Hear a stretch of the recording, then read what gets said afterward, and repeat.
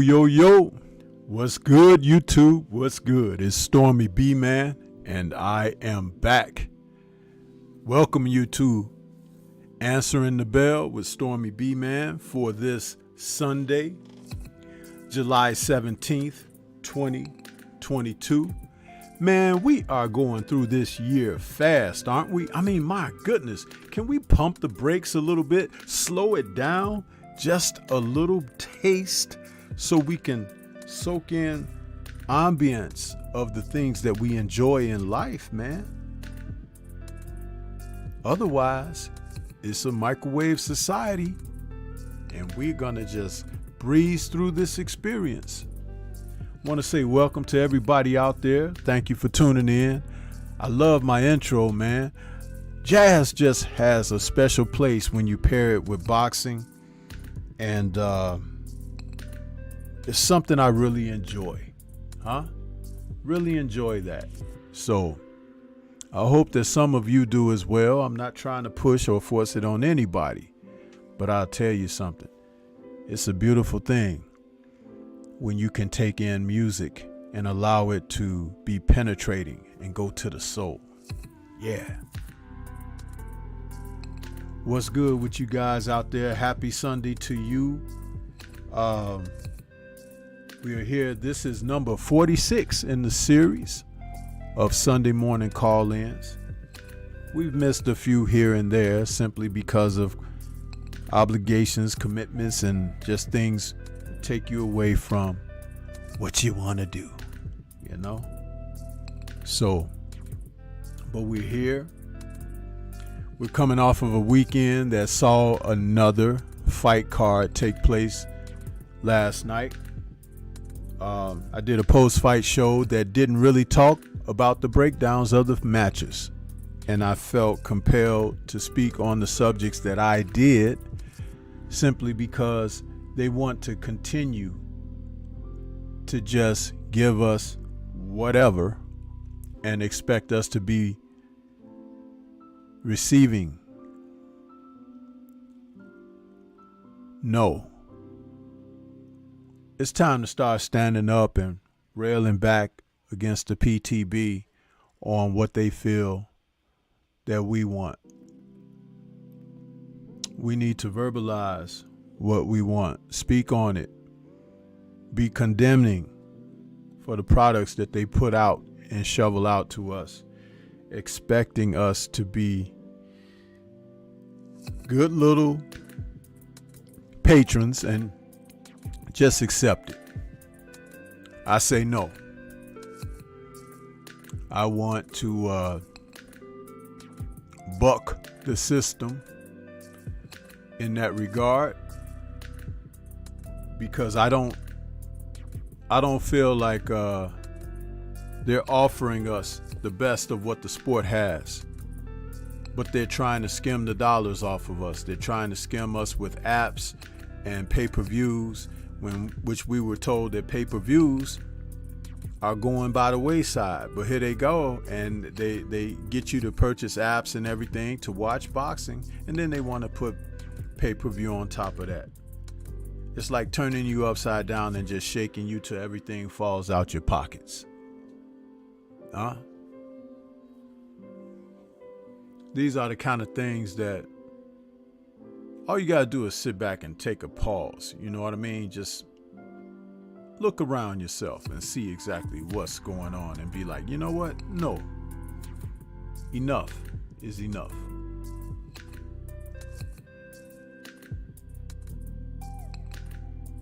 So, we are here for Answering the Bell. A chill Sunday. A chill Sunday. That's why you hear the mellow tune in the background. That's what it's about. There's no anger in any of this, just passion.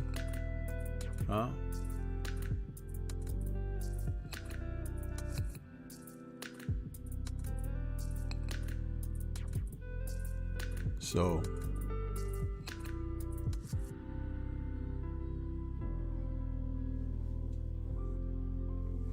I'm going to take a moment and go to the chat, see who's in the building.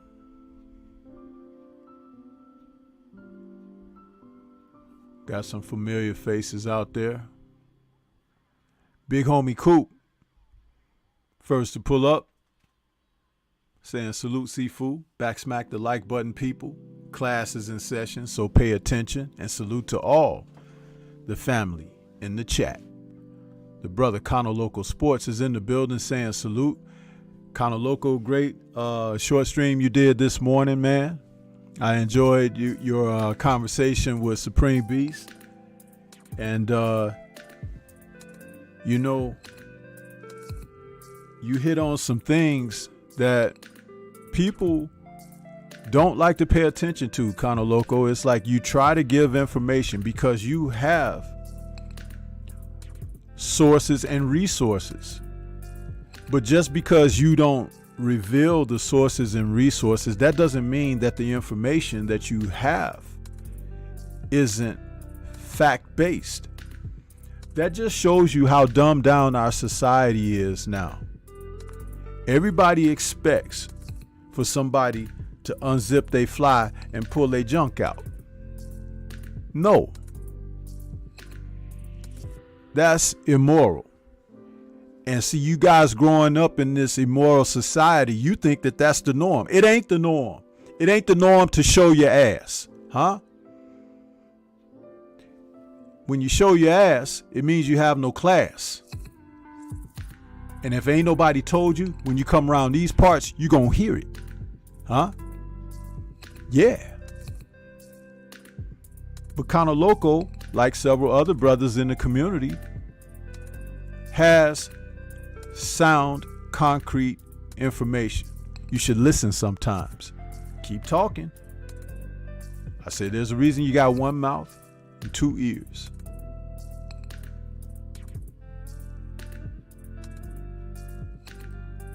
Some of you's mouths are as bad as that thing that you sit on. Huh? Where the real junk and stinky junk comes from. Pay attention. You might learn something sometimes. K-Rod is out there saying, salute Stormy, happy Sunday. Same to you, K-Rod. He says, I'll be having another sports interview today with rising rookie lightweight boxer by the name of Ernesto Tito Mercado. I believe he's that Hispanic kid that gave Keyshawn Davis problems in the amateurs. Theseus GQ is out there saying, salute, elder. Salute to you. TS Boxing is out there saying, salute. Good to see you, Tyrone. He says, I'm so glad I missed Mr. Garcia's fight. Horrible card from the highlights. The card wasn't horrible, but the main event left a lot to be desired. And I still refuse to kind of offer much on that. I don't like what Golden Boy Promotions tried to do this week. Once again, crapping on our lightweight champion, Devin Haney. He's an accomplished star in the sport, and they're doing everything within their power to try to undermine that, draw a black curtain as if the man doesn't exist. He's in the history books.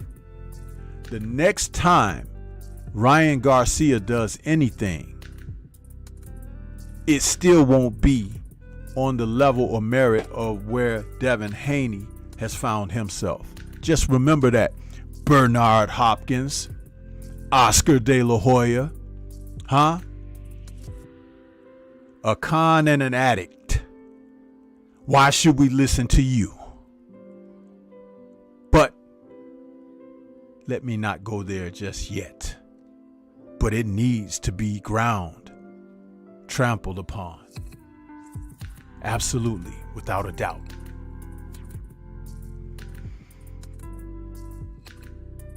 K-Rod says he's a good fighter. He's 8-0 right now, about to have another fight soon in August. I think he can be another dark horse at 135 and above. He's been aggressively calling out Shakur and Keyshawn Davis. Salute to my brother Drew Titan LLC out there. He says, on the road listening. Appreciate you, Drew. K-Rod says that was a weak ass stoppage from that Richard Torres fight. I was laughing my ass off so hard. I'm like, this Mexican Tommy Morrison looking dude gonna get KO'd one day soon. Votes UK in the building saying afternoon. Stormybman in the chat. Salute to you, Votes UK. I'm gonna look into that fighter we were talking about and get back to you on that when I have a moment. But I will. It's just gonna take a little bit. Got a lot of things on the plate at this moment.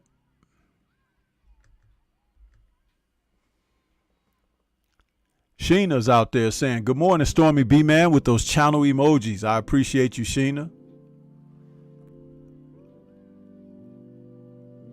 K-Rod says Richard needs to work on his defense and footwork. He moves like a turtle on quicksand.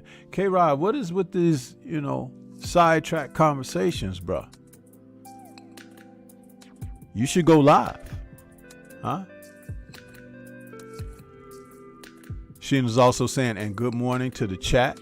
Demon Kennedy in the building saying, Stormy B, what's good with you, Demon Kennedy? PGH Big Dog back saying, salute Stormy B, man. Salute to you, brother. Hamza S in the building saying, salute Stormy B, man. Chat room. Hamza saying, YouTube didn't send me a notification. Well, Hamza, it's every Sunday, 10:30, unless I put a notice up that it won't be a show. Every Sunday, 10:30 a.m., brother. Call-in show, answering the bell. I'm very consistent. But YouTube doesn't send the notifications out. That is absolutely true. But you know what? It's just like a lot of people that'll come around, but they won't hit the like button. The like button helps with the algorithms. If people are pressing that like button, that means that's what people want. Okay? And so when the algorithms go out, they have no choice but to acknowledge where they're getting those hits. And then you can do your part by sharing the content to various platforms. So there is a responsibility on both ends. I can try to do as much as I can, but I need you guys' help as well. It's that thing.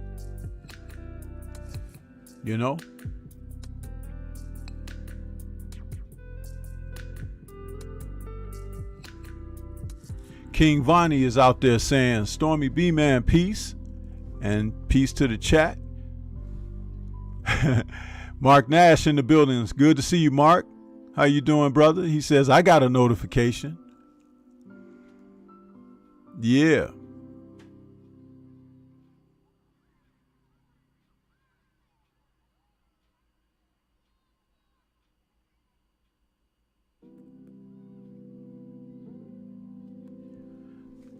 You guys see that comment that Mark just put up there?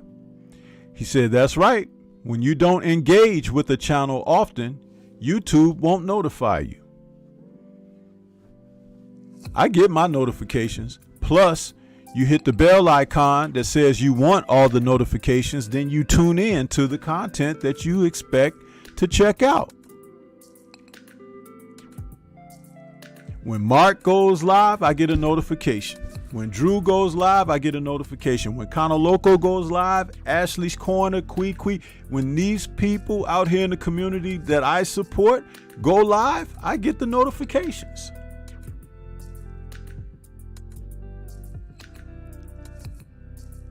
Due diligence.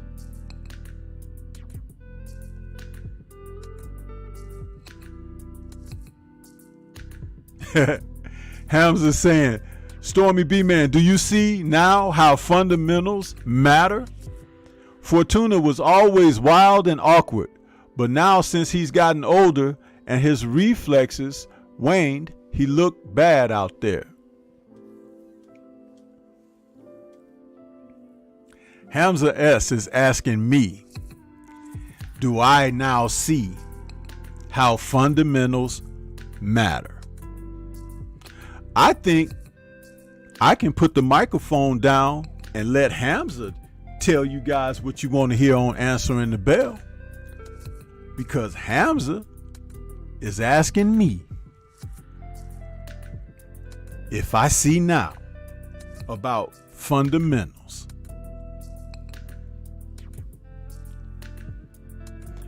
I am one of the most serious of advocates of talking about skill sets in the ring, in the gym, on a consistent basis. I got a show called The Tuesday Tussle where I talk about that and then some.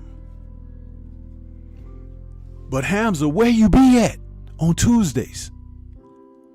Do you see now that by not being in attendance, that you may be missing out? How about that?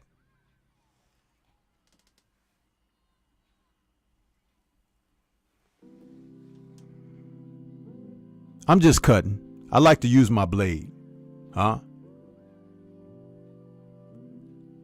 taste of blood on the blade is nice.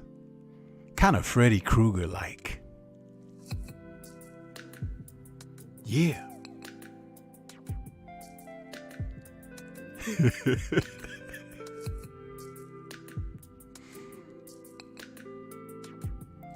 TS Boxing says, yeah, it was pretty bad from what I looked at. Yeah. Lewis Hinton in the building. Hamza says, Mark Nash, I'm not only subscribed but a member. YouTube been pulling funny stuff, which is true. Very true. Hamza is definitely on top with that. Like unsubbing me from channels out of the blue. I think that there's somebody that may work for YouTube that's out here under guys in the community. As soon as that culprit is found out, it's over. But I do believe that that's what it is. It's too much access.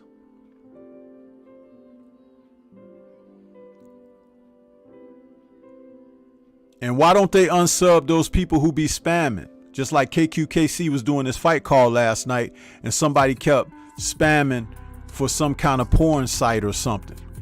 Why those people don't get unsubbed and everything where they can't write in the chat and stuff? I mean, come on.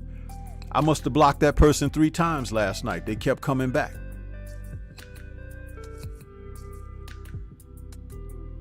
Shout out to KQKC who gave a wonderful call again, even though we weren't awarded tremendous, action and matchups. He still does a bang up job, a hell of a job with what he does in calling the fights, as always.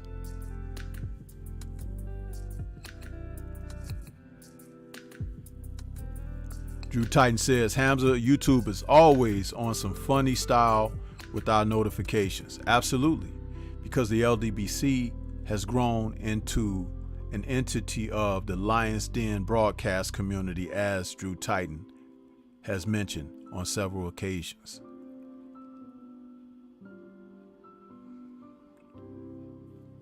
They're flirting with the class action suit the way that they're bothering us. Absolutely. Absolutely. Which is why we continuously tell you guys, smash the like button. It ain't because we want you to show, oh, you like me. You're here. You obviously like what's coming out. But those algorithms mean something. It's like a ballot box, right? An endorsement. Sharing the content is an endorsement. For those of you who are monetized, meaning over 1,000 subs, why aren't you sharing more of people whom you collaborate with, whom you support? Why aren't you sharing more of their content on your community pages? I do it. Oh, is it really because you ain't supporting like that? Well, that's why you can't get ahead. Because you're always looking back. And if you're always looking back, you can't see what's ahead. Strange. What a predicament, huh? It's like a dog chasing its tail.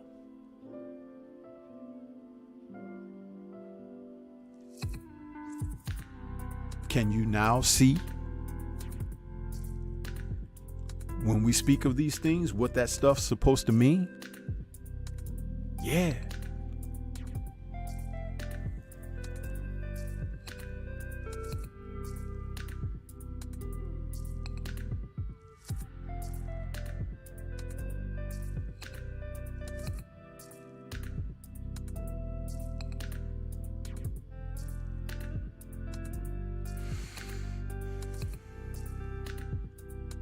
Hamza saying, Drew Titan, salute and true.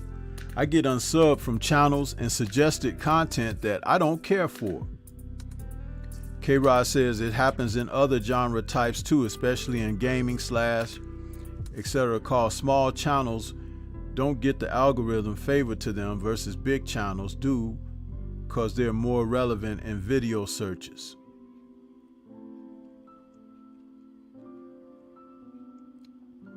Hamza says, TS Boxing, due to his lack of fundamentals, Fortuna couldn't set up anything or make adjustments on the fly.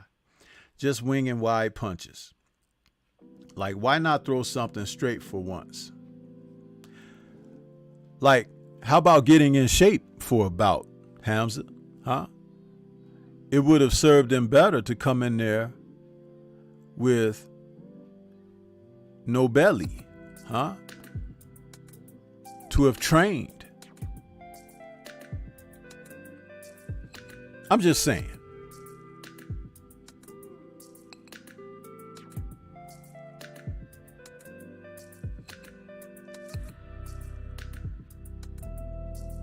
King Vonnie in the building saying, one hand washing the other.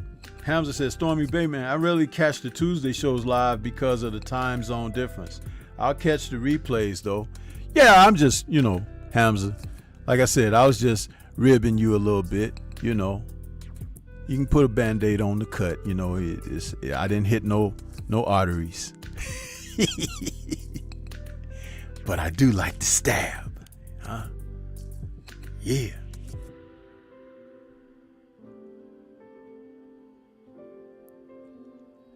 There's something about violence, right? That's why I like kung fu movies and boxing and stuff like that,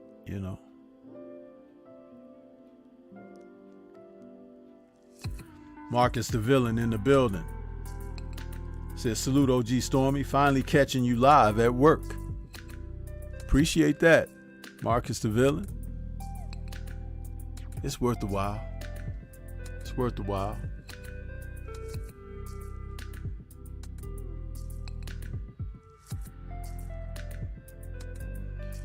K-Rod out here campaigning. We're going to name him the politician, the phone man politician. He says, it's a technical issue at the end of the day. That's why YouTube is struggling with their site altogether. Otherwise, if it were fixed, we all be getting more views and engagements. If you believe that, K-Rod, do me a favor. When I open up the call-in lines, don't be the first caller.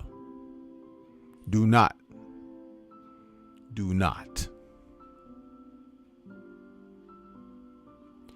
There's something out here that is more serious than any of you would care to admit to. But people like Drew Titan, myself, Kinda Local Sports, we know exactly what it is. There's something called bias. There's something called prejudice. There's something called racism.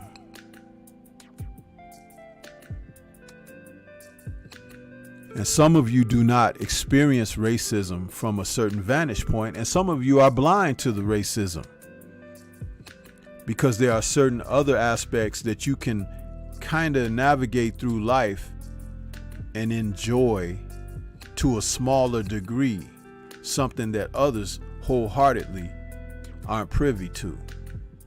And as long as there's a pecking order such as that creates separation amongst people, there'll always be strife, because those who say ouch because someone has slammed on their toe and those who might have just got whiffed by, and those who are doing the stepping are in 3 separate places.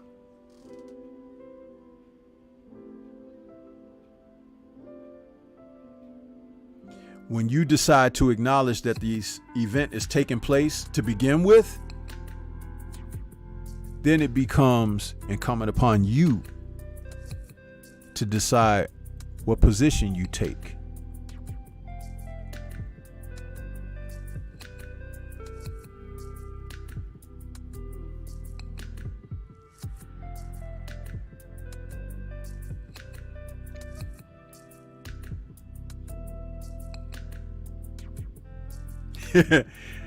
K-Rod says, I ain't no politician.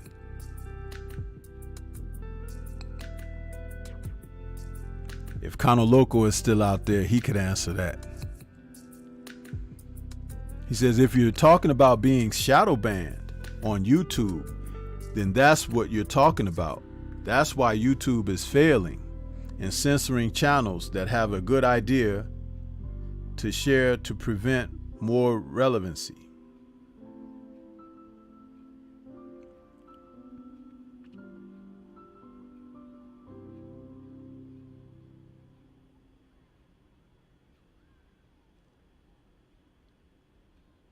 Going back to Hamza S's comment, he says, Ryan is still pulling back straight with his chin in the air. Yeah, he held but a better fighter capitalizes on those glaring flaws. That's just the thing. They're not going to put him in against better fighters. They're going to milk this thing, people. They're going to milk it.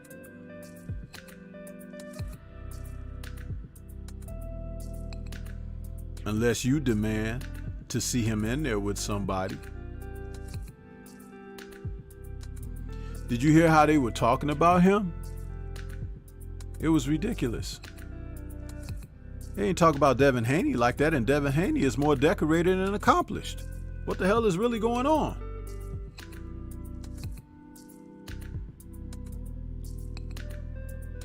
Seriously.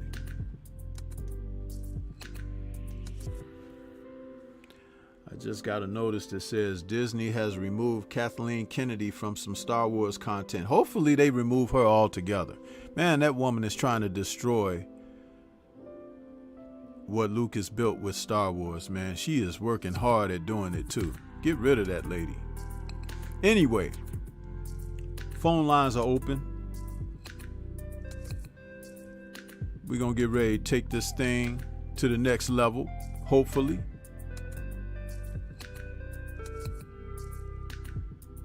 Enjoy some calls.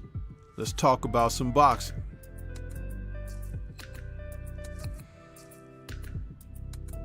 I didn't talk too much about Garcia and Fortuna last night, but I won't be against talking about them this morning if someone calls in and wants to discuss the fights that were on the cards last night.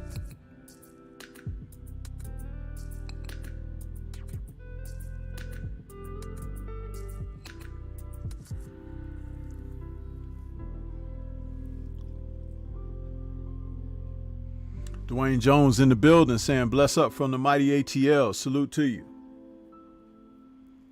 Jason says, biscuit eating B-Hop loves every fighter but black fighters.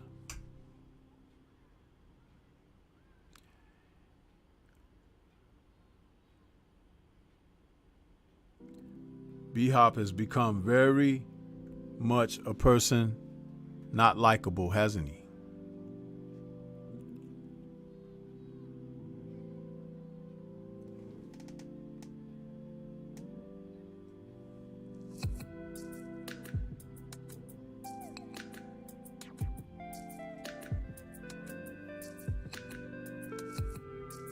So, lines are open. Sporting my own gear today. See that? Boom. Yeah. That's what's up.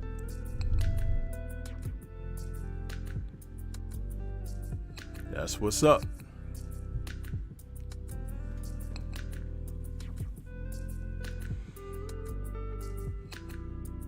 That's what you guys need to be doing, supporting.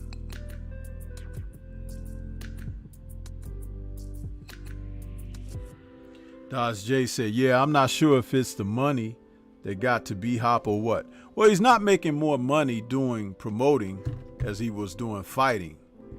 But something got to him. Maybe De La Hoya spiked his stash.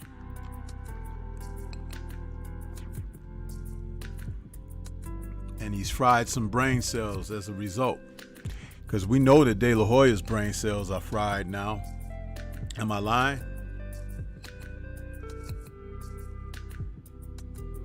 That boy can't do anything without relapse.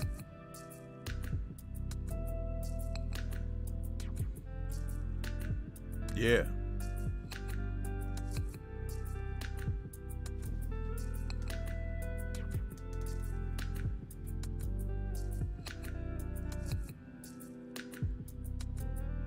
Dodge J says, salute. Oh no. Yeah.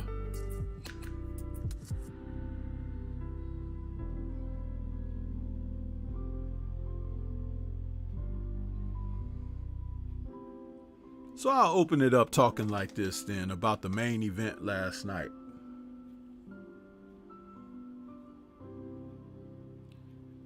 Ryan Garcia does not have footwork at all.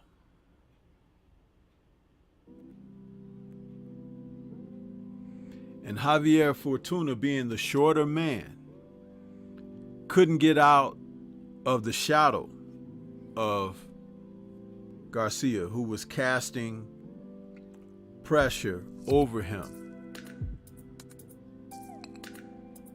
Decent footwork would have put Ryan at a disadvantage.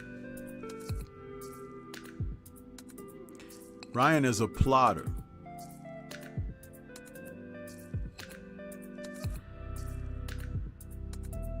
He doesn't chase with the jab. He throws his punches. They resemble like someone testing a hot stove to see how hot the stove is. He's pulling the shots back. There's more force in pulling back than executing the shot to be released. He has a very good left hook. It's just a naturally genetic thing. He can throw that left hook. He's got power on it. But against quality fighters, when you have a weapon like that and they know that that's what your weapon is, they'll do other things to you to take the weapon away. And then therefore you are at their mercy. If you don't learn how to jab, if you don't learn how to move, if you don't learn how to get your head off a center line, if you don't learn how to pick your feet up,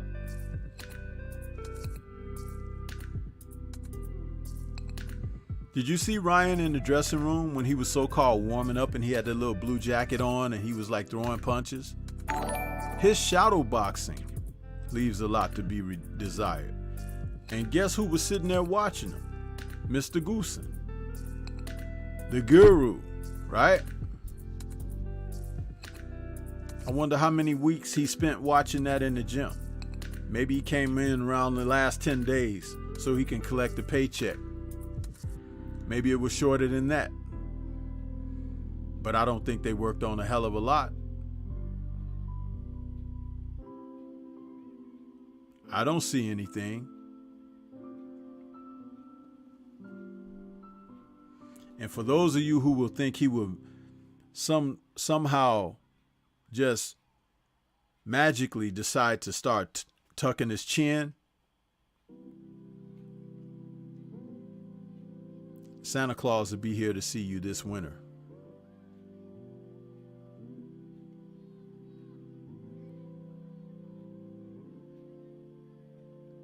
Dodge J, salute to Dodge J in that super chat. He says, salute, Sensei. Let's get a $5 challenge for the OG. Keep up the great work. Hey, I appreciate that, Daz J. You know, it's for some people, these times are troubling. You know, it's like I don't want to shake anybody down for super chats, but there's a super chat, there's a Cash App, there's a PayPal, you know. But I appreciate that. Thank you. Hamza says, Ryan still has no inside game whatsoever. All he got is hand speed. He ain't even setting up anything. He just throws uneducated flurries like Amir. Then he left hook happy with it too. Jason says, undisputed, and the belts were everything at 135 until Dev came up and repoed the belts. Right? Absolutely, man. You're absolutely right, Jason. They did not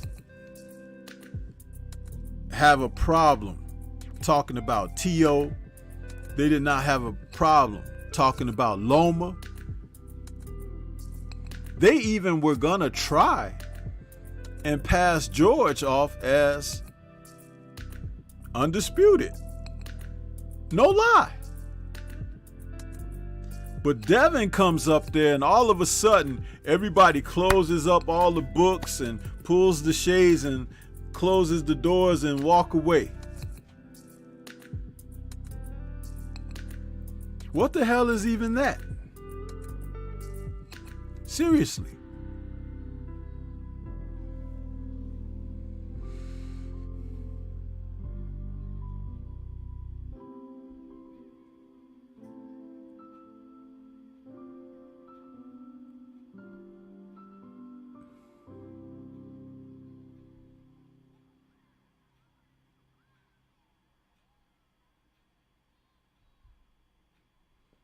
I mean, they do this stuff. It's like, you guys have seen it. You cannot tell me it's a coincidence.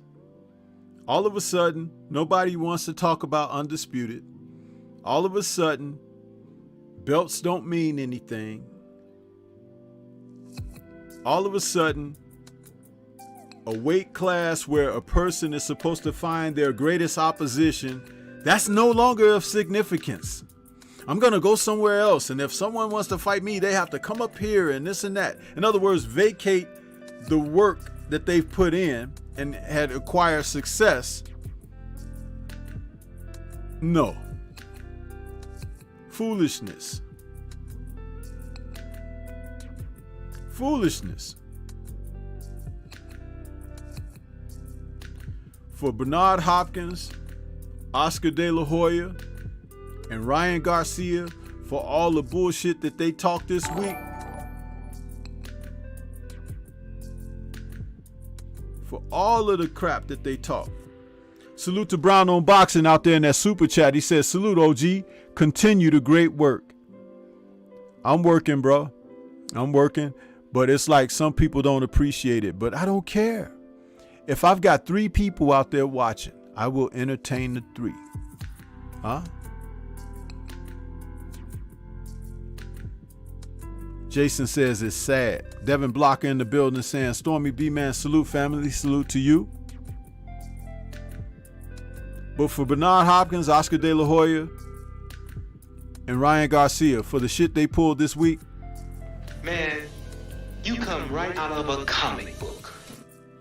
Yeah.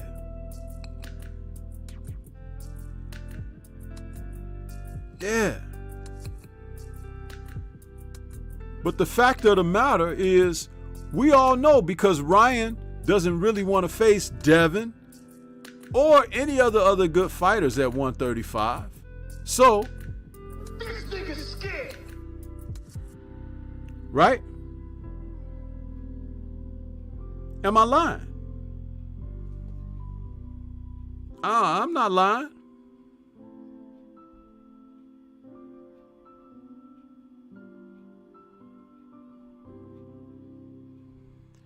We are out here, man. We are out here.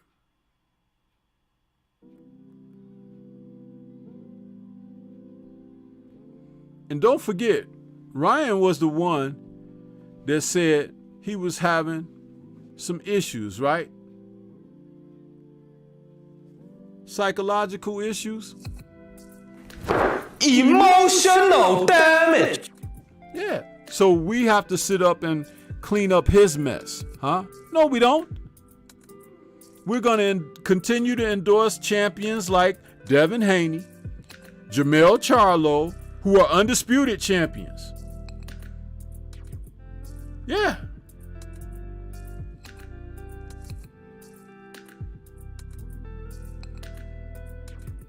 It's crazy, man.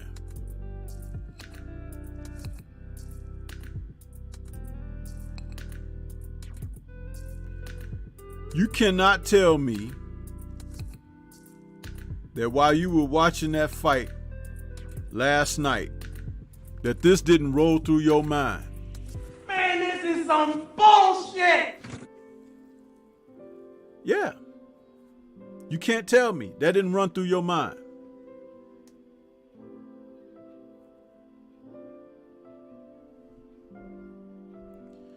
When Ryan was talking about going up to 140 to fight,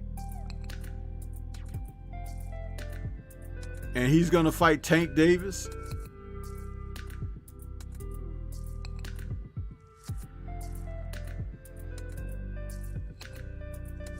He's going to fight Tank Davis.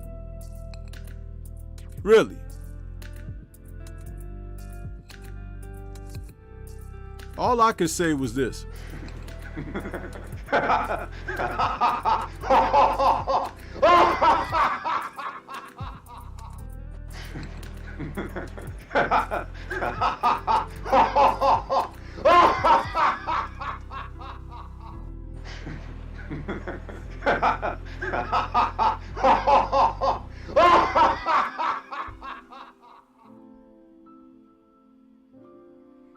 They must really think that the boxing public are fools.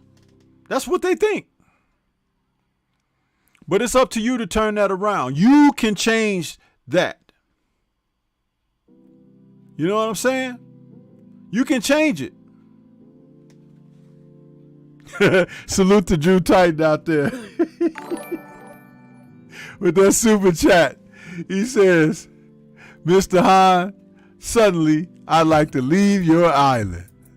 It is not possible.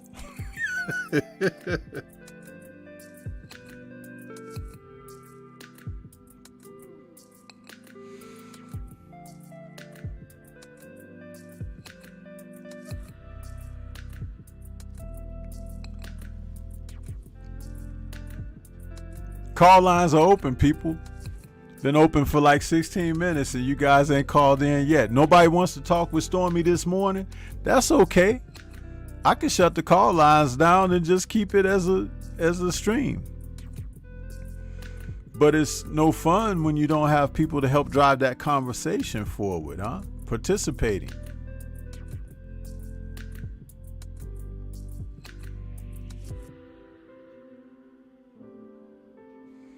Rasheed World, what's good with you, man? He says, good Sunday, my brother. Same to you.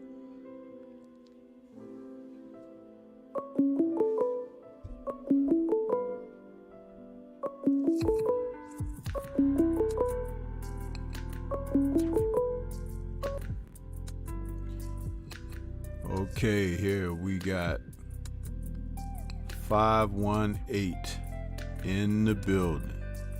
And you guys know when 518 calls in who that happens to be, right? And if we're not mistaken,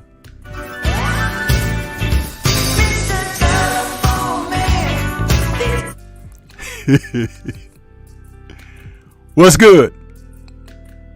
How much? How's everything, Stormy? How you doing? Doing good. Thank you. Yeah, like I wanted to recap on Friday night's fights, and then I guess on the Ryan Garcia fight. I just wanted to talk about the the main event, and I think like the other fight that was on the card, on the Barbosa Zarria fight. But I'll talk about Barbosa and Zarria. I don't know how I could feel like about that fight. I don't know like if you can like agree with me, but I think like the fight could have been close.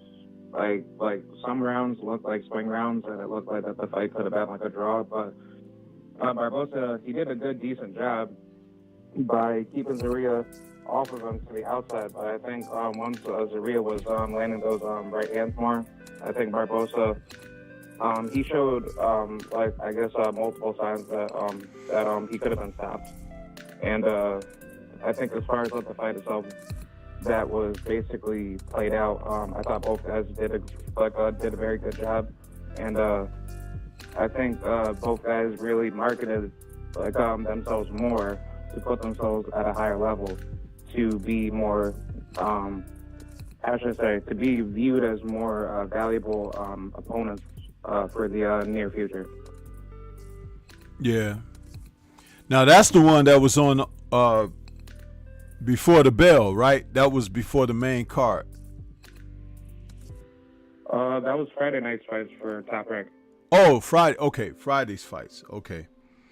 Yeah, I did not watch those undercards, and then because I was doing my show, my Friday night chop session, and then when the main event kicked on, I just called the main event from my show because I was, looking at it on the screen. So yeah, although I was observing some of the action, I wasn't watching the fight intently, so I can't really comment on that too much. But I did, again, like I say, call the main event. Yeah, it was so-so. The thing that I'm noticing, and we've had 2 evenings of this, Friday and Saturday night, where we compare this information together, is you could see a great deal of where some of the teaching to the fighters is really not up to snuff, because these fighters are not able to finish fights. They're not able to close the show or to get rid of people that they should get rid of, because they don't know how to go about doing the business. When we talk about these matches being made for prospects that are becoming contenders and so forth, even fighters who may have contended and challenged for a title, some of them are not adept at how to go about breaking the other guy down. I'm seeing so many examples of this that it's like really frustrating now, because it comes across sometimes like, oh, I'm just being hard on coaches and trainers and the fighters or whatever. But no, man, it's like when you saw Earl Spence and your Dennis Ugas, right? K-Rod? You saw that fight, right? Okay, well, if you recall that fight, in the first round, your Dennis Ugas came out. He was throwing this very heavy jab to Earl Spence's chest and body.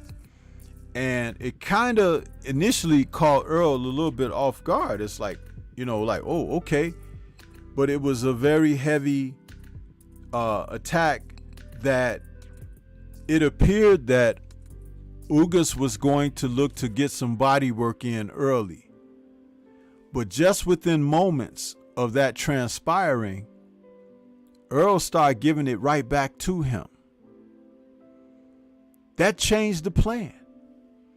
But the thing about it is, Ugas went away from it, but Earl didn't. Earl kept it up. And not only did he keep it up, he began to add to it and build, not just jabbing to the body, but hooking to the body, throwing uppercuts to the pit of the stomach, looping around punches around the elbows. He was doing the work that a lot of fighters don't want to take the risk of doing, because in order to get in there and start putting in body work and stuff like that, that means you have to be in close proximity to the opponent. You can't throw body punches from the outside. You have to be close. The guy can breathe on you. He can smell whether you got deodorant on or not. You understand? So it's like those are the aspects of boxing that when you complete your process, you can do that as well as be on the outside or at mid-range. A lot of these fighters, they like to jump in with their shots and jump out of the way of returning shots. They don't know how to parry. They don't know how to slip. They don't know how to catch and shoot or roll and counter.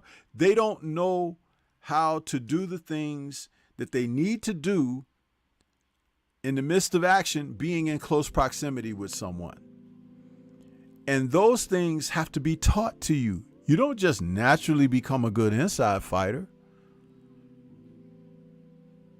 There's a certain way that you're supposed to be able to shift your weight and your shoulders and your waist and everything.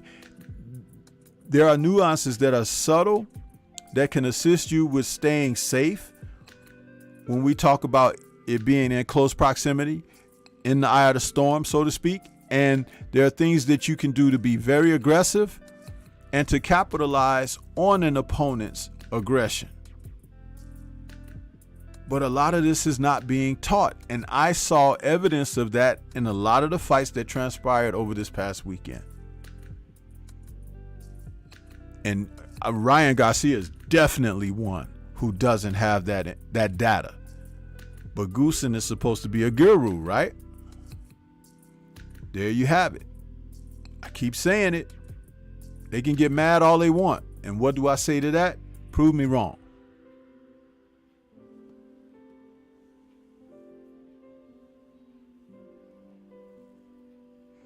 There's more to fighting than just balling up your fist and hitting the other person.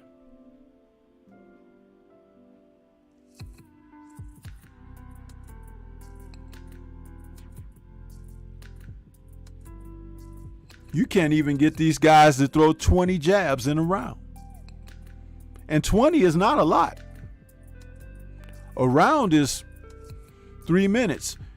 How many punches can you really throw in a 3-minute round? But the jab is supposed to be able to set things up, right? It's supposed to be able to keep you safe, right? It's supposed to be able to help you get into a rhythm, right? Sometimes it could be used for defense, right? Sometimes it could be used for parrying or blocking. How many guys do you see using a jab in those fashions? Not very many at all.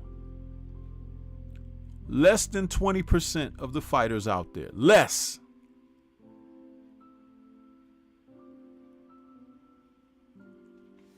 Go ahead, K-Rod. Yeah, I agree. I think like honestly, but the jab is like probably but the most like abandoned thing that a lot of fighters don't really use a lot. I guess perfect example of that would just probably be what happened last week? I think last week was the Mark McStyle fight.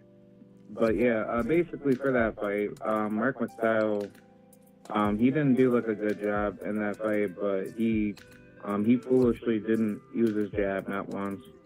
But Ray Vargas, he was pumping out his jab consistently, and he did a very good job to make the fight super duper easy. But I think like his biggest mistake was just that he abandoned that jab once Mark had the opportunity to hurt him, and he wasn't able to finish because you need to pump out that jab to set up shot to knock somebody out. I think that's like a clear example to show that the fight itself needs to be prioritized with jabs if you want to, actually try to stop somebody or just dominate the entire fight. Right. Yeah, and see, using those two guys, Vargas and Maxeo, as an example, Vargas used his jab more, but he did some things later in the fight because his legs began to go in the fight. And that wasn't even from Maxeo body work or anything. It's just that he seemed to have hit a conditioning wall where he was falling apart a little bit. But I think that Nacho Beristain played a huge role in Vargas's success. He could have easily gotten knocked out in that fight.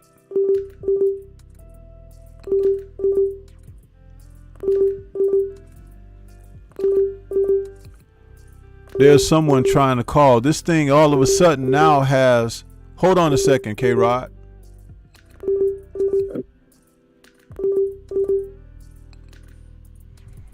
(773) in the building. Who's calling? What's on your mind? My name is Mike. Good morning, Sensei. I'm calling from the same area you're from. And I just, I agree with everything you said as far as how these boxers are not being taught certain things, right? And it goes back to the trainers,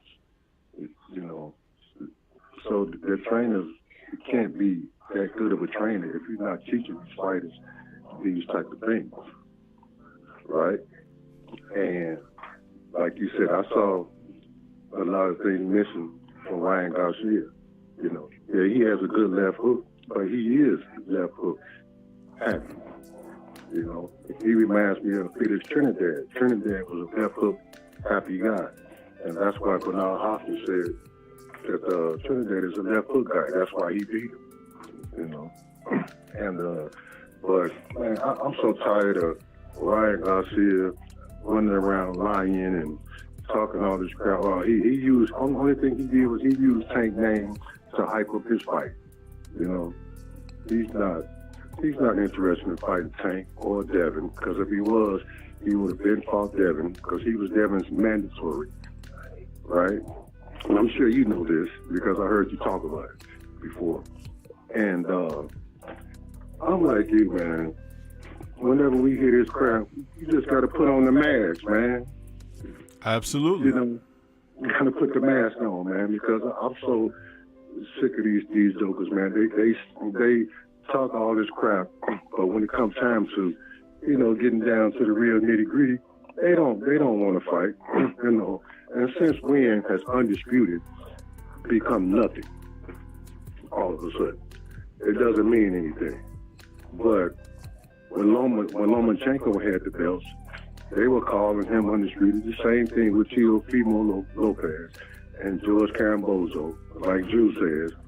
But now Devin is the real undisputed. Now they want to downplay it and act as if it doesn't mean anything.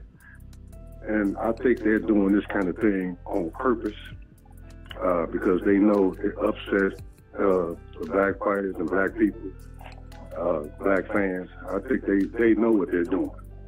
I've been around long enough. I've been watching boxing for many years. I don't know, I may be older than you. And I've been watching boxing for many years. And I'm just sick of this crap, man. I'm tired of hearing all these guys talk, but we don't get the fights. But they do a lot of talking. Everybody's afraid to lose. Now we finally supposed to be getting Spencer Crawford, right? You got all these old school legends going against Errol as if, he's nothing, But I think that's basically because Errol, he doesn't socialize with them like Terrence Crawford does. And, it's okay if you pick, Terrence Crawford to win. I have no problem with that. But, but it would help if you explain why. Don't just tell me, he's going to win because he's Terrence Crawford.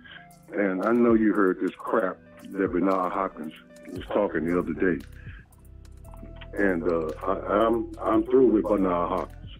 He has showed me what type of person he is. Okay. I just, I didn't want to call in, and I been kind of busy. I didn't want to call in. Okay, well, I appreciate you, calling in, and I'll tell you something. You happen to be privy to a first here on the channel. This is the first time since I've been doing the call-in Sunday show. This is number 46. This is the first time that the call-in line has opened up for a second call. Most times people have called, like when I've had someone on and it sends them to voicemail. So it's like I can't do multiple callers, but I still have K-Rod on hold on the second line here to receive your call. But that's a first. I'm just letting everyone out there listening know that this is the first time that I've been able to receive a second call on the show while I had a present caller. So I appreciate that, because this has never happened before. So you know, if you're done, you can hang up. If you want to hang on for a moment, and I'll let K-Rod come in and let him speak on what you just had to say. But that's a first. It's like, wow, you know. So they've been blocking my blessings, man, because they didn't allow second calls to come in the past. Right. Okay, I understand. Well, I can hold on. I have so much to say. I don't think I can say it all in this call. I just wanted to say a few things for now. Well, just hold on one second. Let me bring K-Rod in, and I'm going to come back to you. Hold on one second. Okay, 10-4. Yeah, K-Rod? K-Rod, you still there?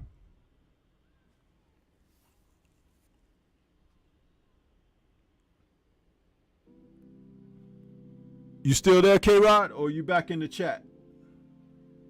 I think he went back.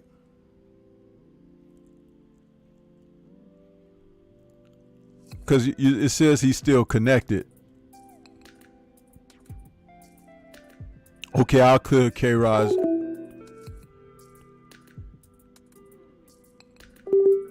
Okay, Mike. Yeah, 1 second. That's K-Rod calling back. Hold on 1 second. Okay. Yeah, K-Rod. You there? Hello? Yeah. Hello? Can you hear me? Yes, I can hear you. Can you hear me? Yeah, I hear you. Listen, I was just telling Mike, he's on hold on the other line, that this is the first time it allowed me to answer more than one call. In all the shows that I've done prior to now, if somebody called while you were on the line, or if I had someone else, it would just send them the voicemail. Now it's allowing me to answer and pick up multiple calls. But prior to today, 45 other shows, it's never allowed me to do this. So this is a first.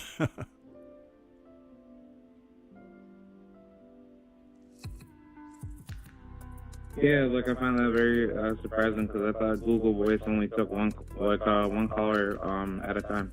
Yeah, this is crazy. So I don't even have any notifications or anything that says that this is working like this, but it's a nice feature to have. Now Mike is still on hold. What I wanted to ask you is this: did you have any comments on what he had just said about what they're doing with Garcia and everything? I didn't catch up the full comment of what he said. What's happening for Ryan Garcia next? No, he's basically saying that he's very left hook based. He's got a lot of flaws, but they're selling him on being something that he really isn't. A lot like, he used Felix Trinidad as an example, whom Hopkins destroyed when he fought him. You know what I'm saying? So any thoughts on the limitations that Ryan has as opposed to what might be an upside for him? Because I don't think there's a high upside for the guy, but they're going to try to sell him to people, and they're going to match him up against people that he's going to look good against. Your thoughts?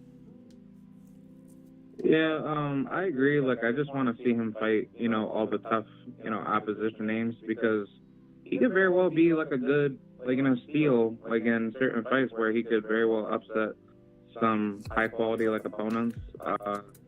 I think Ryan probably will be less successful at 140 and above, but if he was able to make 135 and actually be dedicated and focused on his skills, I think Ryan has a slim chance to beat some guys in that division. But in regards to how Gold Boy and Matchroom will probably move him, I think it's just going to be the same old trick tactics. Try to put him in there with somebody that can't punch, and then try to set him up for some title shot where he's gonna fight for like a vacant and try to act like he's like the best, fighter in the world. And I don't want to see that for him, because part of me believes that Ryan, he's actually trying to prove to the world that he is good, but the other half is definitely telling me, okay, no, don't believe that, because Ryan, he's garbage, and therefore he has plenty of holes in his game that's still going to be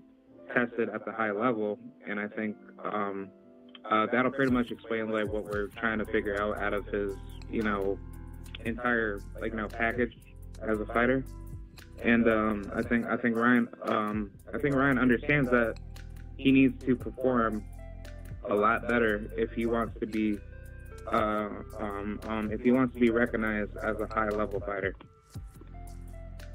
Got you. Now just hold on. I'm gonna ask Mike about his thoughts on this, and just stay tuned in to the broadcast, because I'm not cutting your call off. I'm just putting you on hold a second. 1 second.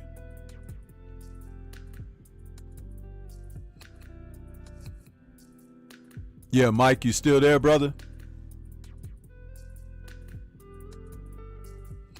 Mike?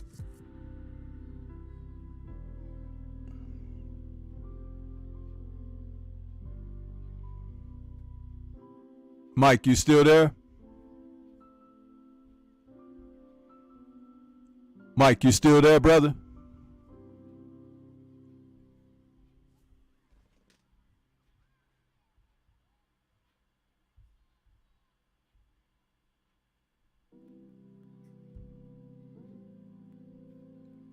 This is funny because I don't know it.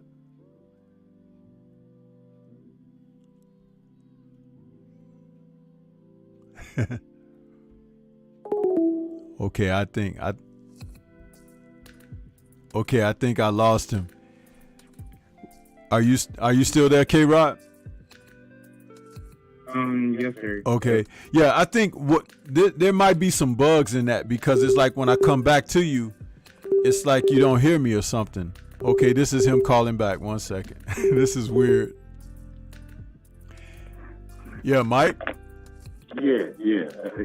I got cut off. Yeah, but I had came back to you and I was calling for you and you weren't responding, so I don't know if you couldn't hear me or what.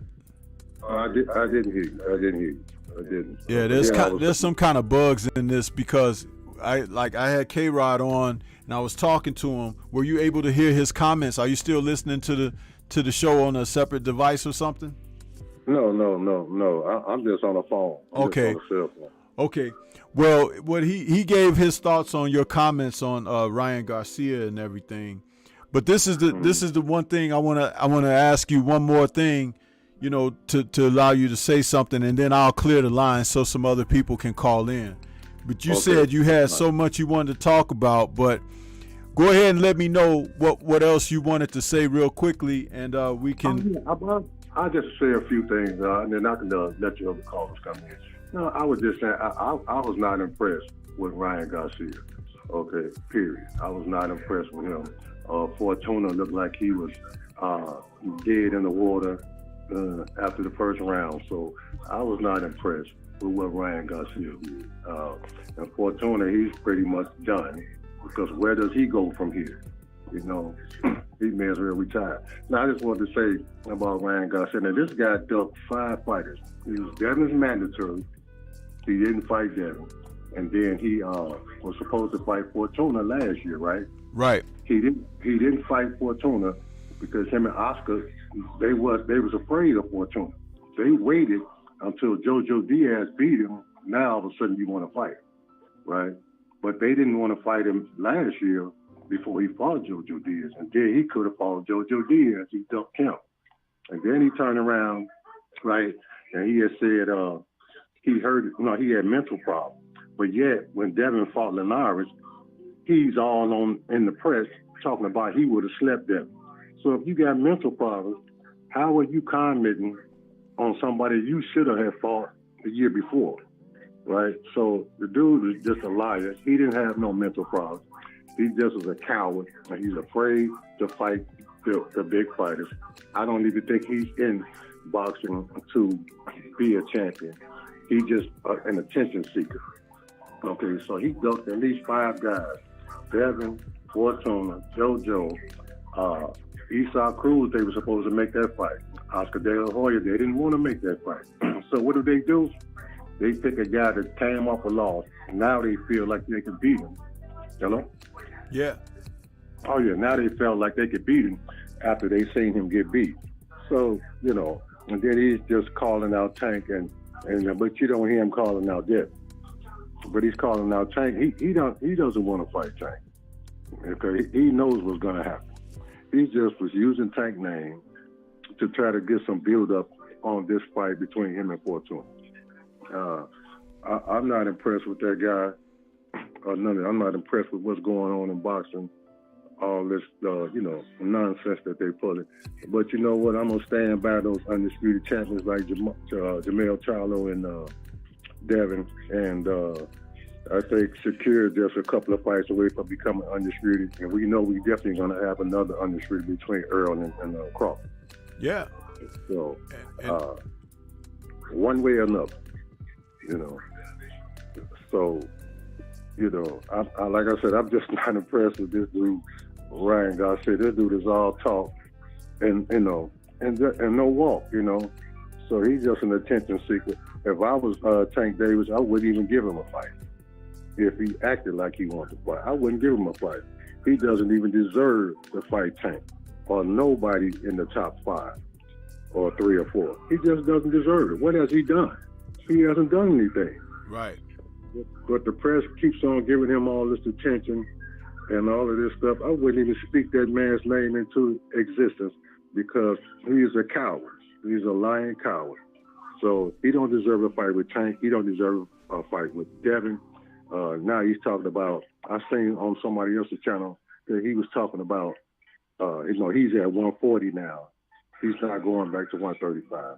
He's talking about if he can't get the Tank fight, he's going to fight Teofimo Lopez. So what do you think about that? And I'll hang up. Well, first of all, there's a comment in the chat that Hamza S is saying, I wonder how they gauge Ryan's perceived popularity because it can't be from live gates and pay-per-views. He's never been on pay-per-view, and he ain't doing much on live gates. I'll tell you what it is. This is what I was saying before on my previous show from last night and what I've been talking about lately. The PTB. These people are so embedded in their hatred and racism and bias and prejudices that they no longer conceal it.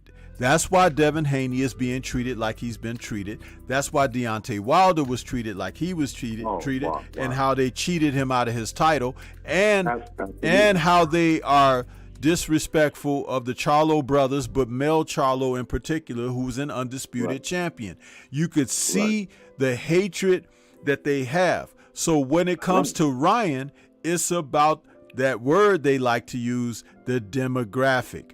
They are trying to push forward the notion toward a certain class of people to make them feel okay. To make them feel that they're a part of something, just as they've been doing with Canelo. Canelo is not the best Mexican fighter in the world. He is not. No. He has never been. He has never been. There are better Mexican fighters than Canelo, but he is the one that they had chosen for the model. Now, why has he been chosen as the model? Because he has pale skin, freckles, and red hair. So who does he look like when he's not got his mouth open? Facts. I agree with you 100%. Man, these are not, listen, when you know how this world operates, and this country in particular, it is easy to see the game that they're playing here. I agree with you, Stormy, because everything you're saying, I've been feeling, I feel the same way. That's why I like listening to your content and how you present it. Because everything, the way you present it, this is all factual information. Everything you just said, I agree with it 100% because I've been seeing it, especially recently now. Like you said, they don't even hide it anymore. No, You know? they don't hide it. And it's so blatant that they're stepping over actual boxing legacy for foolishness. It's like Devin Haney, what he achieved in defeating George Kambosos is to be applauded and respected, because they tried to stack the deck against the man so tough that he can't, possibly win, because the mental stress. They were trying to create an additional problem, but he rose to the challenge because he wanted so badly the opportunity to be a champion, and not the champion, a champion. Because remember, they emailed him that belt. That's what they're saying, the email belt. But they awarded him the belt that Vasily Lomachenko vacated. Okay, but this is the thing. By not winning it in the ring, he understood the value about winning the championship in the ring. So he fought to fight whoever was the champion so he could get that opportunity, because on paper, that's history. On paper, that's legacy. On paper, you cannot change it, erase it, or anything. And that's what he understood. So he said, I'll take less money. I'll fight you in your backyard. I'll take 2 or 3 rematches with you because I feel confident in my abilities to kick your behind anyway. So give me the go. And then the last thing they tried to pull at the 11th hour is, well, your daddy can't come either. Right. Seriously? Seriously? This is, if you can't see what they were trying to do to the man, and he still came out on top. With all that help, George Kambosos Circus was out there buck-ass naked, and people could see his little pee-pee, and they said, oh, ha, ha, ha, look at him. Now, he looks like a damn fool, right? Because of the exposure. See, you got a guy who, against all odds, as Tupac had a song called Against All Odds, right? Against all odds, he went out there and accomplished what they knew he could possibly do it, but they were trying to prevent the opportunity. Right. That's why they made him go through all of that evil stuff, because I call it evil. Yes. Everything they did was evil. Okay. It was nothing godly or right about that. Everything was evil. They stopped his dad. They stopped his cut man. Like you say, he had to take a small amount of money, but Devin understood, hey, I'm confident in my ability. I'm going to beat you regardless. So that's why they didn't want to fight him at first. And Kambosos, you're gonna lie and say he gave Devin. You didn't give Devin an opportunity. You fought Devin because you was forced to fight him, because they tried to fight Lomachenko, but Lomachenko didn't want to come back, right? So then he was forced to fight Devin. And then I read a comment, I think it was a couple of weeks ago, where he was talking about he hoped Devin give him the same chance that he gave him. You didn't give Devin a chance. You was forced to fight Devin, and you had no choice. And that's why he called Devin a rat and all of this. Like you said, they was trying to do a mental breakdown to shake him up mentally, but it wasn't happening, because it just wasn't happening. See, that's why when after that particular bout took place, I did a couple of live streams where I continued on with my conversation applauding Devin Haney and his dad, because his dad is a hell of a man for raising a hell of a son. I love Bill. Let me finish, brother. His dad is a hell of a man for raising a hell of a son with principles, values, ethics, and also the can-do spirit, which is most significant in these times, because you have people who are out here in these times who are on the take simply because they may be in a dire circumstance or unfortunate circumstance. So they figure, well, if they give me some crumbs, I'll take that. It's better than having nothing. But when you believe in self, you roll the dice and you bet on self because you're confident in your ability to overcome. And see, that's the lesson. from someone like Bill Haney, what he's done with his son. And I'll tell you this, more than anything else that can be said, is that's not the example that they want to see set for us. Absolutely. They don't want that. Where a man standing strong and his son standing strong alongside him, and they build community that way because that's empowering. Facts. And they don't want that.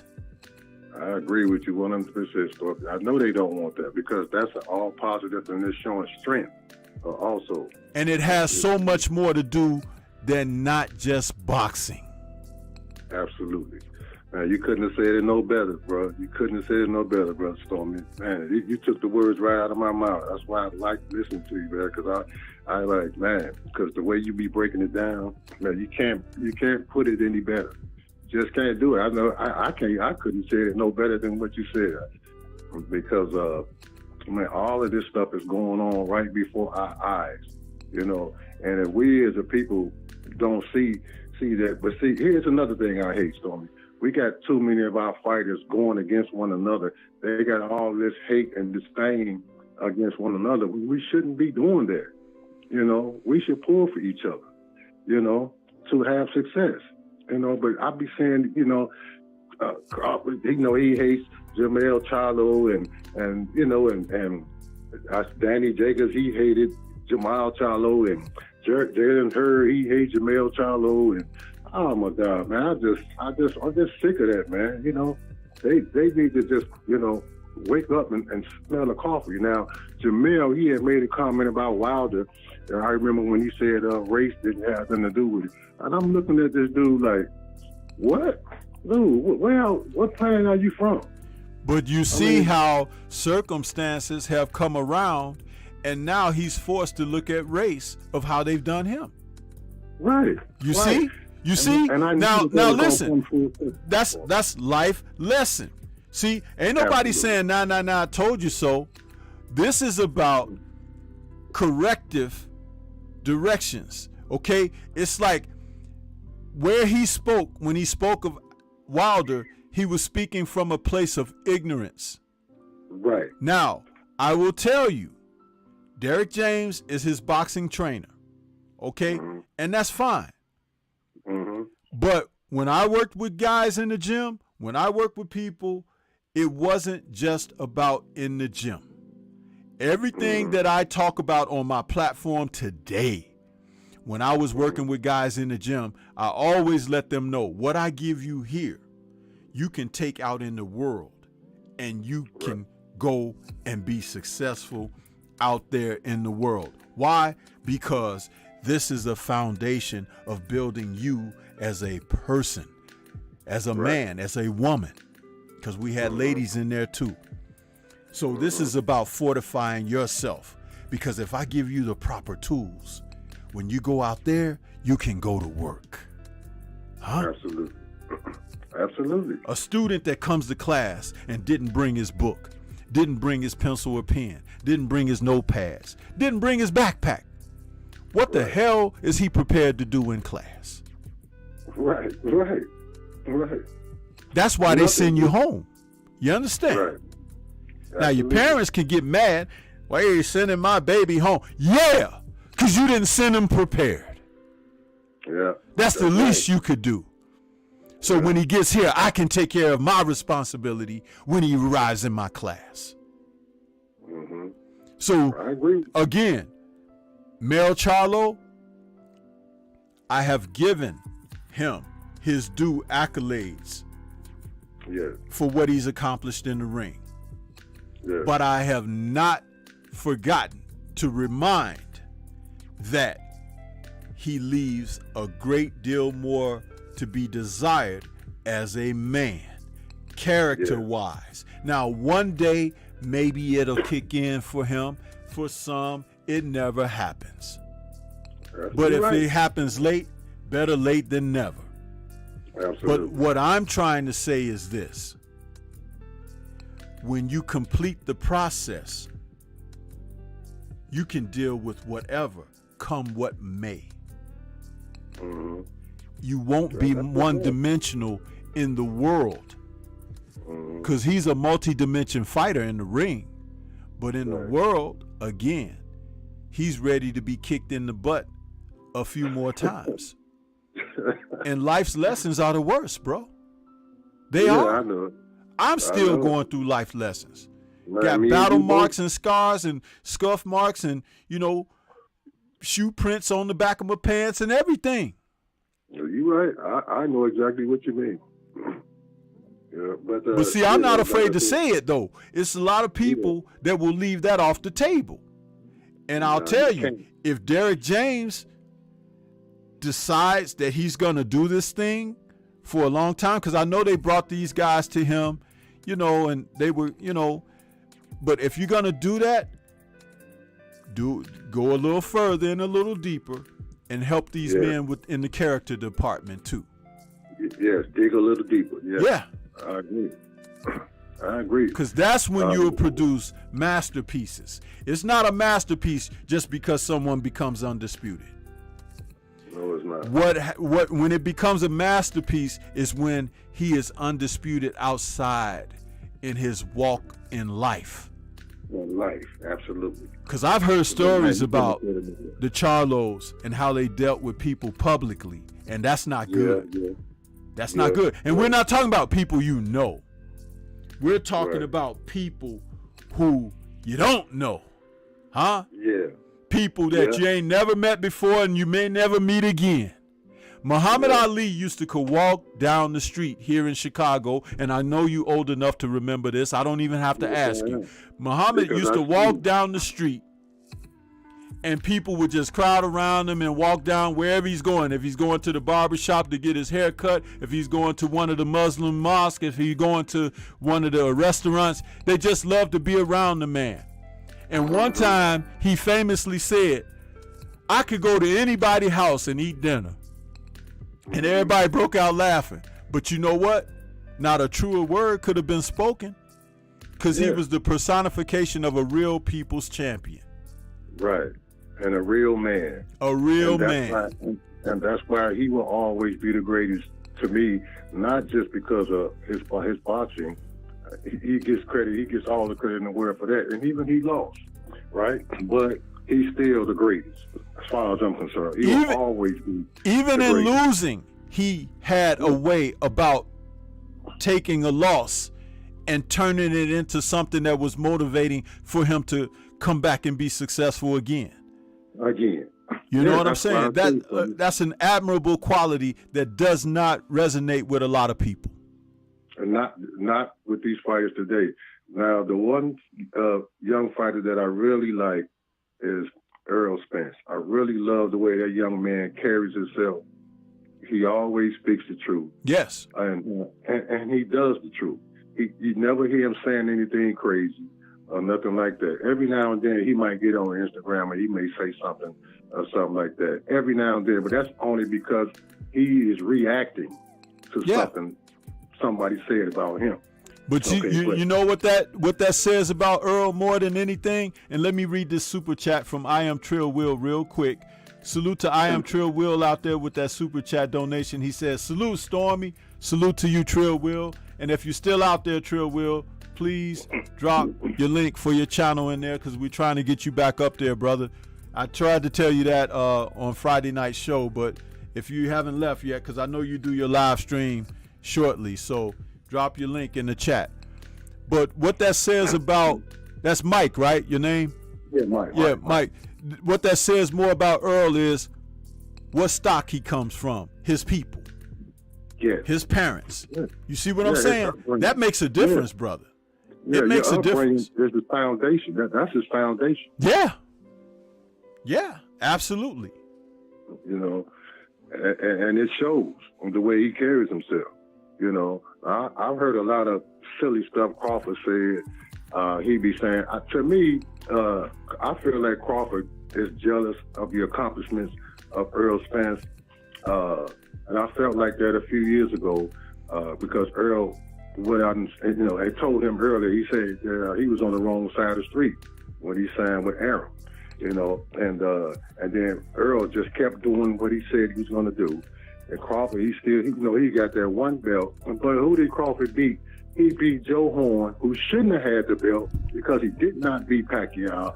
Bob Arum and them, they stole that belt from Manny Pacquiao, right? Yep. Now, and then Terrence came up to welterweight. He beat him. Now, he wasn't after Earl Spence before that. He was talking about Keith Thurman, because Keith Thurman hit 2 belts. He said Keith Thurman was the man to beat. Now, all of a sudden, I see these people's in the chat and stuff talking about Earl, and I think I'm talking about Earl was ducking Bud and all of this and stuff. He wasn't even pursuing Earl Spence, okay, until he started seeing Earl collect that hardware. And then Bernard Hopkins, he said this old ignorant, retarded stuff the other day. Crawford has fought better opposition. How can you sit there and say that when everybody Crawford fought, most of us never even heard of, right? I never heard of Jose Benavidez. I had heard of his brother first. I never heard of him. I heard of Amir Khan, but Amir Khan had been knocked out already when he fought Amir Khan. Right, he had already been knocked out. And what's this guy? Evas Kavalauskas, who dropped him, but he didn't get credit for the knockdown. It's none of them guys that he fought at welterweight that Earl Spence couldn't have beat. Okay, and then Earl Spence beat Kell Brook when Kell Brook was still at his best. He went over to another country in hostile territory, and after he beat Kell Brook, they threw brownies at him. They were throwing brownies at Earl Spence when he was walking out the arena. So, and then Terrence Crawford didn't fight him until 3 years later. Man, the man was already broken down and beaten up by the time Crawford beat him. So he should have knocked him out in the 4th round, you know. And, you know, then Sean Porter, Earl Spence had already beat Sean Porter. He had already beat him. So, and he fought Sean Porter's fight to prove to Sean Porter, I'm going to beat you at your own fight, you know. So this young man has accomplished great things, and I see nothing but great things for him. As long as he continues to want to go forward, I don't know when he probably wants to retire because he is 32 or 33 years old, and, you know, you can't fight forever. And, you know, but like I said, and then for Canelo, come on, man. Like, I agree with you on, but Canelo has never been great to me. He lost to Erislandy. The judges was on his side. Okay. The same thing they tried to do when he fought Bivol. How in the hell could they see Canelo win that 4th round? I did not give Canelo 1 round in that fight. Not 1 round. Bivol beat him from pillar to post from the beginning to the end. Okay, just like Floyd beat him. And I felt like Erislandy Lara beat him. I felt like Austin Trout was on his way to beating him until they told Austin Trout, you're down on the cards. And so once they told him he was down on the cards, he had to go out there and start getting out of his character, and then that's when he got knocked down. Okay? And Canelo's been ducking all of the better fights. And so the only reason why he went for the 168 pounds, you know, undisputed, because David Benavidez lost that belt on the scale. He didn't want to be undisputed at 168 until he saw David Benavidez was not the champion no more. And then who did he fight? He fought his sparring partner, who hadn't fought in 2 years, Abner Yildirim. And then this goofy white boy, Caden Smith, this guy was 6'3", 6'4", with almost an 80-inch arm reach over Canelo, but yet I watched the whole fight. He studied backing up.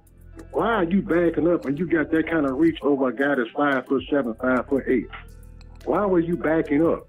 You were supposed to use your reach and height and possibly could have stopped Canelo. But no, he's running and backing up and stuff. So that's another flaw. And then Caleb Plant was scared before the fight. Okay, he just was in there for a payday. And who was the other guy he fought for the belt? I can't think of his name. But anyway, they were nobody. When he was at 160, he had 3 belts, right? Demetrius Andre was sitting there waiting for him with the WBO. Said, come on, let's make this undisputed fight. What did he do? He ran up to 168 because he knew he couldn't beat Demetrius Andre. He knew he couldn't beat him. That's why he ran. He had Charlo and them at 154. He didn't want to fight them, right? And I had got into it. I was into the comment on I think it was Blue Blood or either Jew Titans, and them some Mexican fans was in there. So I was commenting back and forth with them, and they was making these racist statements. So I kind of got mad. So I kind of, commented back, and YouTube paid attention to my comments, right? But they didn't pay attention to their racist comments, and they kicked me off of YouTube. Yeah. Can you believe it? Yeah, I believe it. It happens, man. It happens. That's why you have to be careful how you say things out here. Yeah. So, but I've learned, I might read it. I don't even comment on it no more because, I know what's going to happen. So I just, let it go. But like I said, Canelo Alvarez, man, the dude is a drug cheat. Okay. And whole Eddie Reynoso camp are drug cheats, And it's been, 3 fighters that tested positive for drugs. Oscar Valdez, that's why Shakira told him before he fought him, I don't like cheaters, And he said he never cheated in his life, but we know that's a lie because he tested his A and B samples tested positive. And so Canelo is like, why are you fighting an old man, 40-year-old fighter, Triple G? Why didn't you run it back with Bieber? If you felt you won, why didn't you go to an immediate rematch with them? But no, you don't want to do that. You want to go and fight the easier fight. This is why Canelo never gets no credit for being no greatest Mexican fighter, or not even a great Mexican fighter. Even Eric Morales and Juan Manuel Marquez, they said Canelo was not good, And then he makes this comment. I don't fight no more Mexican fighters because I'm from Mexico. What if a black fighter said that? Do you know how many fights we would have missed if a black fighter said, I don't fight black fighters? Can you imagine what the response would have been? If we said something like that? Yeah.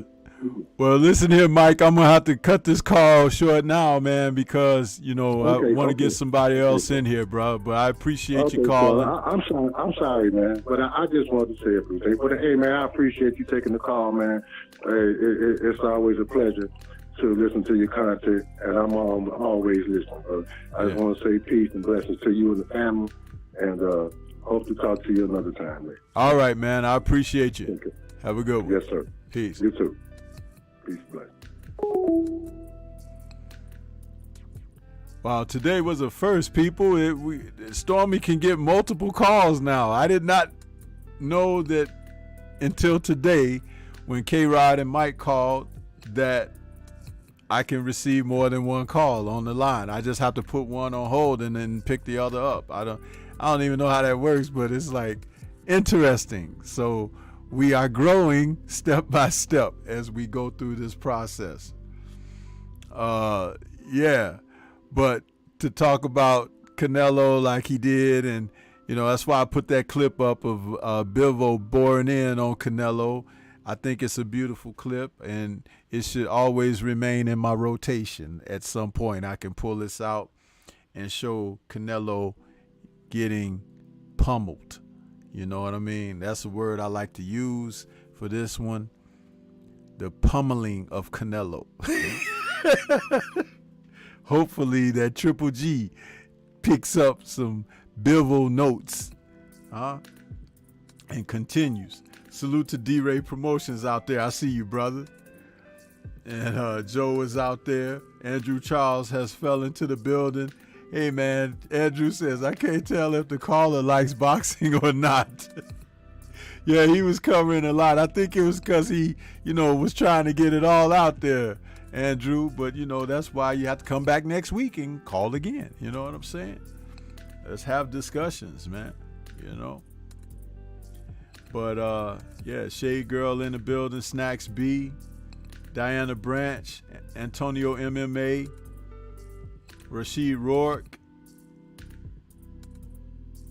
704 Joe, Y'all, you guys out there, I appreciate everybody.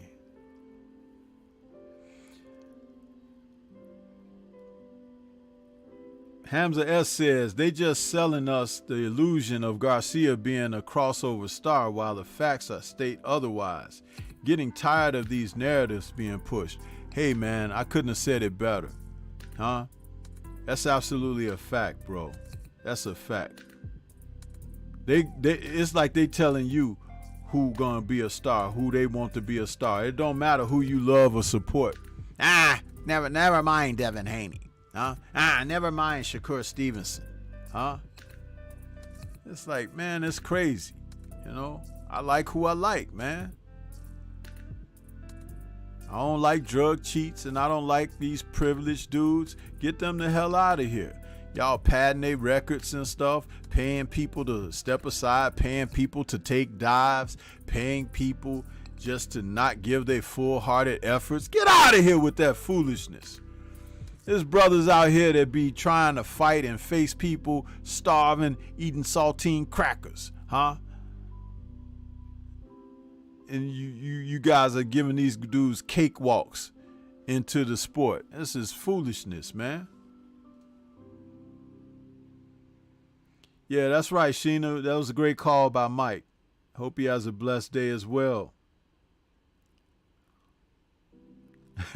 Michael James 616 says, I like that. The pummeling of Canelo. Yeah, man. Huh? Hopefully Triple G will pick it up.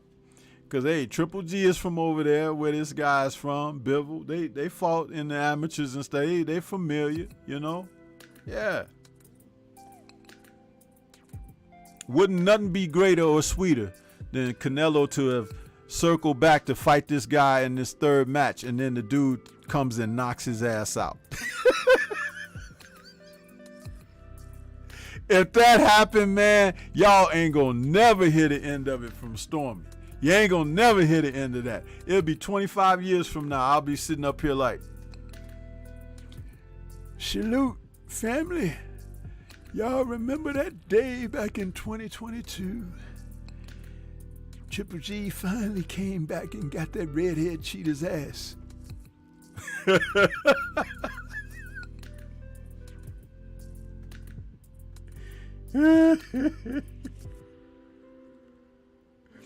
Dwayne Jones says Ryan is an effeminate looking dude that went out of favor with El DeBarge. Hey man, what was that shit they kept showing with him too on the beach by himself? Huh? With his chin up in the air. Sunset. I'm like, no woman around, nothing. I mean, really? Dude? I'm sorry, man, but I can't get with the narratives, huh? Can't get with them.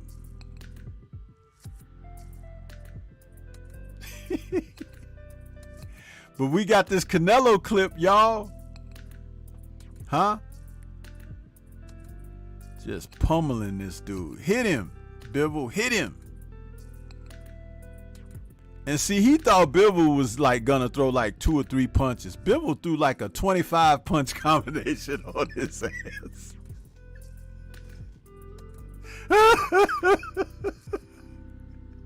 He's like, is this dude ever gonna stop punching?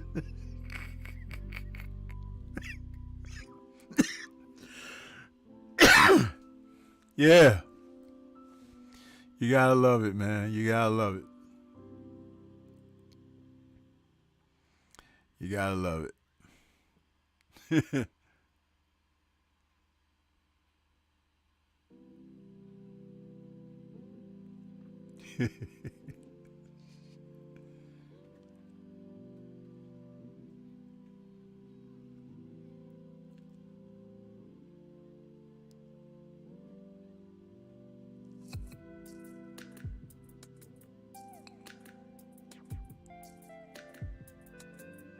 Dwayne Jones says, in prison, dudes like Ryan are called the boy. Huh? That's what he's called out here in the streets, too. Snacks be cracking up.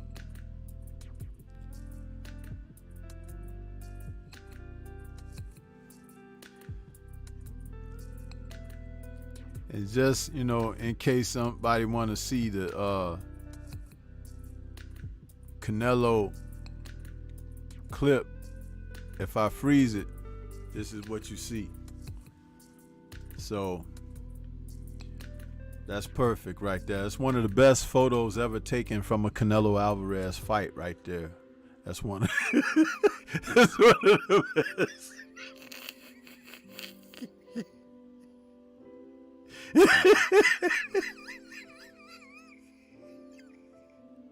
That's one of the best photos ever taken of Canelo during a boxing match. Right there. Huh? Yeah.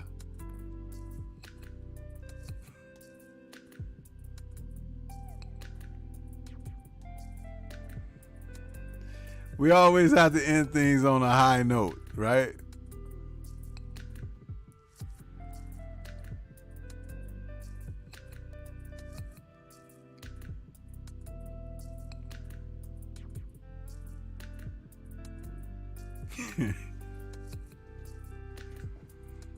Man.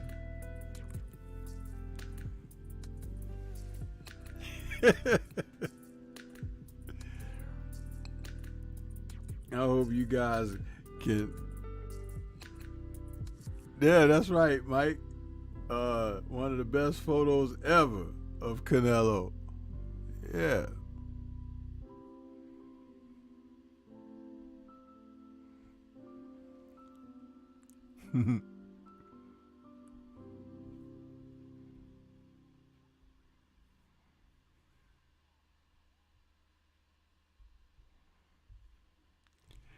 Well, I'm gonna get ready to shut it down, man, a couple minutes early, because we've been out here for a minute. We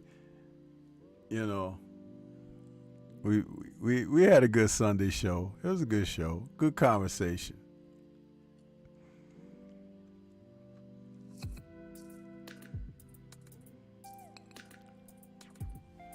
Don't forget, we got coming up I think what?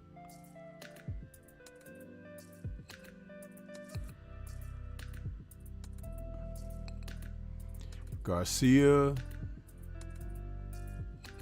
Benavidez coming up Saturday, July 30th. We got Garcia versus Jesse Benavidez. It's gonna be an interesting fight. Danny gonna have to push himself in this fight, and so will Jesse. It's a good fight, though. We'll see what happens. But yeah, man.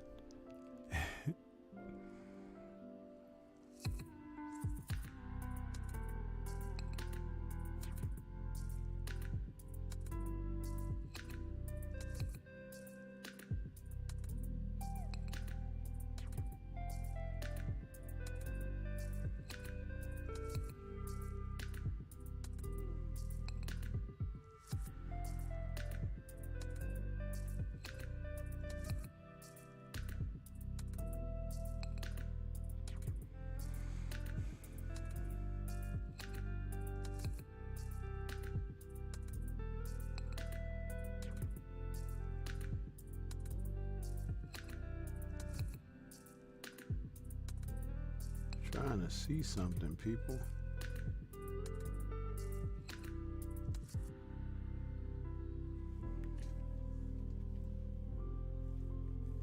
Yeah, Mike, today's show was a good show, man. I enjoyed today's show and found out that my phone lines, I can receive more than one call at a time. So that's interesting within itself.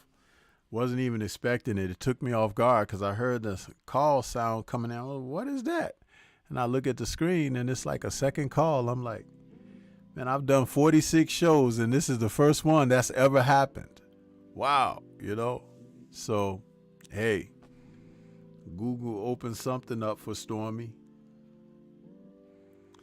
But yeah, we're going to get on up out of here, man. Enjoy the rest of you guys Sunday. I want to say shout out to the mighty LDBC, everybody that caught us live. If you didn't smash the like button on your way in, please smash it on your way out. Share the content. Tweak those algorithms, man, so we can be special out here. You know what I mean? Making moves. So let it be said, you know, Stormy's channel's growing, but you guys are growing right along with me. You know, it's not a one-way thing. It's like we're doing this together. So that's it for you guys for today. If Drew Titan is doing his Strong House show later this evening, I'll be on with him, and we'll catch you guys then. Peace. And have a great one. We'll catch you guys next week.